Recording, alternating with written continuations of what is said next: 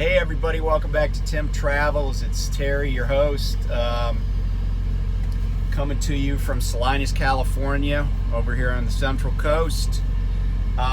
We are here at, it's kind of weird how this is working out. We have 3 pickups, but the way the times were, we're actually at our 03 first, then we're going to go to 01, then we're going to go to 02. So it's about 5:30 Pacific time, but we're actually not going to get out of this general vicinity until sometime early tomorrow morning, because our last pickup's at like 0100, and then all of this produce is going to go to Massachusetts, to Springfield, where Springfield, actually home of the Basketball Hall of Fame.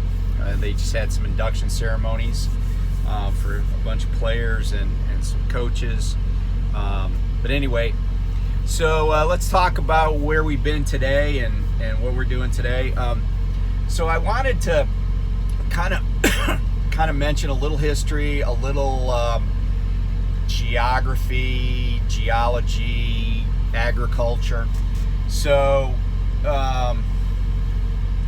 we took our drop over to, sorry about the glare. We took our drop to Chico, California, and we were driving. They spent quite a while driving through the Central Valley, and a lot of times as Americans, we kind of become jaded to the plight of people in parts of the country we don't live in. And we feel like it doesn't really impact us. Like, we may say, oh, well, we don't, what does a hurricane hitting Louisiana have to do with me? Or what does a giant snowstorm or something like that have to do with me? And the answer is sometimes it doesn't have anything to do with you.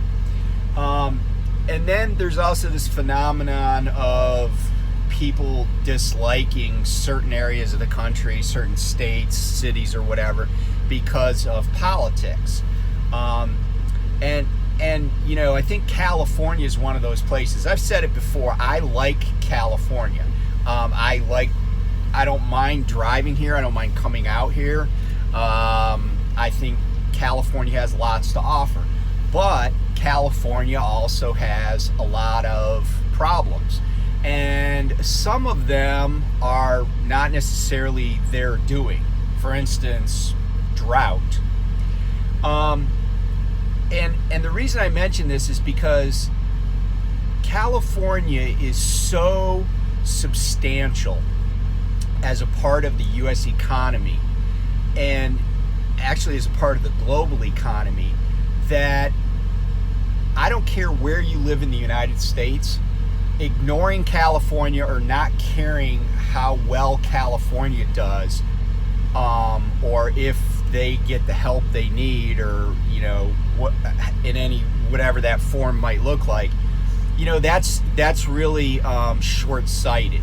And the reason I say that is that there are a number of reasons. Like, for instance, anything that comes from the Pacific, like China, Taiwan, Vietnam, is probably coming in through California. There's big ports in Tacoma, but between Oakland and the ports of LA, Long Beach, a lot of stuff moves through California. And like I said, that's just stuff that's passing through, but they got to have a way to get it off ships and get it onto rail cars and then get it on trucks. So again, consumer economy, California plays a big part in the consumer economy coast to coast, without regard to where you live. The other thing, and this is getting back to the Central Valley. So the Central Valley, if you've never been out here, it's basically between the Sierra Nevadas and the Pacific Coast mountain ranges. And it is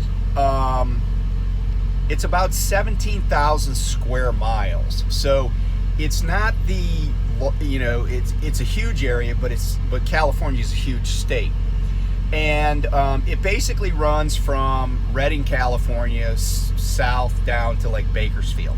So like south of Sacramento is what is kind of known as the San Joaquin Valley, and then north of Sacramento is the Sacramento Valley, and that's the two rivers that run through there. But altogether it's called the Central Valley. The Central Valley produces over 50% of all the fruits, vegetables, and nuts grown in the entire United States. And the Central Valley does that on like 1% of the farmland in America. And so it is not like some huge leap to say that a drought that impacts the Central Valley is going to impact every American.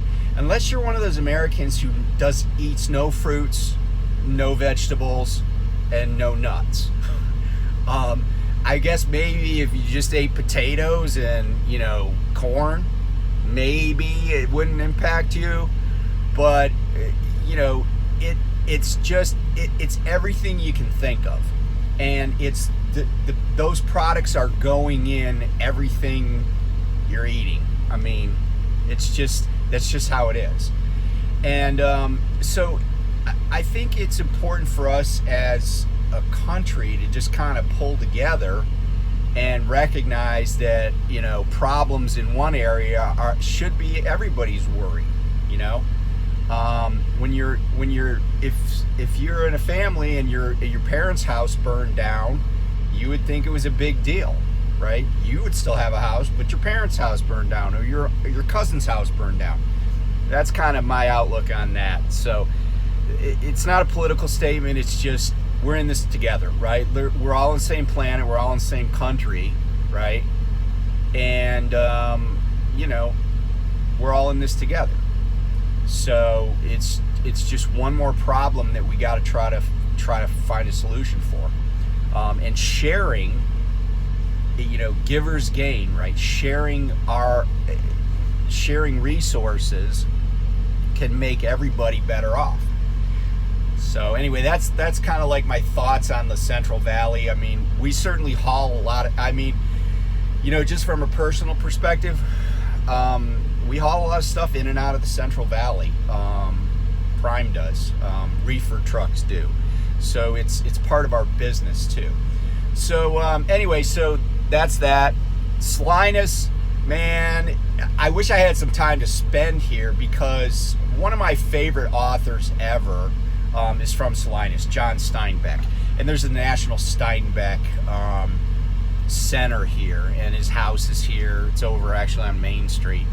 But Steinbeck, if you've never read a Steinbeck book, I'm kind of wondering why, because you're going to recognize the names: The Pearl, Cannery Row, East of Eden, Grapes of Wrath, Of Mice and Men, The Winter of Our Discontent. He's a Nobel Prize winner in literature. Although I will tell you that when he won the Nobel Prize, and I think that was in 1962, it was not well received in the literary community because his output had not been as substantial as it had been years earlier. But he was still a huge author.